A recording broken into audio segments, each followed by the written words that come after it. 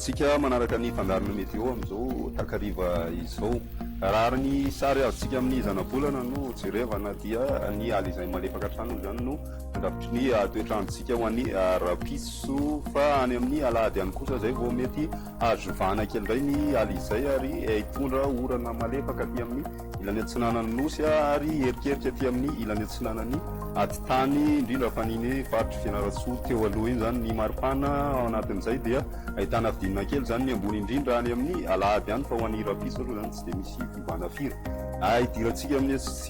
tsipriany ary ny toetrandrotsika ho an'ny rapiso dia ahitantsika orana malefaka miatoatony aty amin'ny faritry sava andrahona kosa ny andro ny tapany avaratry ny nosy zany hoe aty amin'ny amorotsiraky sofiasy aty nosy be aty zany ny aty faritra atsinanana ihany koa dia hitana an'izay fa ny ambiny kosa ho maina tanteraka ny andro aorian'ny andianjavy indrindra ho any aty amin'ny faritry ny atitany aty zany hoe analamanga midina hatrany amin'ny faritry ny fianaratsoa teo aloha ary koa miditra hatrany amin'ny faritry ny androisy atsimo andrefana any zany ny zavona vao maraina izay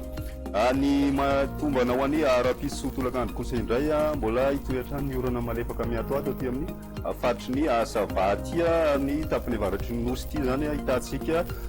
raona manify ny ambiny kosa dia hivalika tanteraka ny masoandro ny maripana voavinavina ho an'ny rapiso ny ambany indrindra dia any atsirabe any ahitana hatrany amin'ny 9 degré celsius zany ary fito fianaratsoa ny morotsiraka kosa indray indrindra ny aty amin'ny morotsiraka ndrefana dia hitana fidinana kely eo amin'ny 9 ka hatramin'ny 9 degré eo ny maripana voavinavina ho an'ny rapiso ny maripana ambony indrindra kosa indray dia mbola tsy de misy fivana firy hatrany aty amin'ny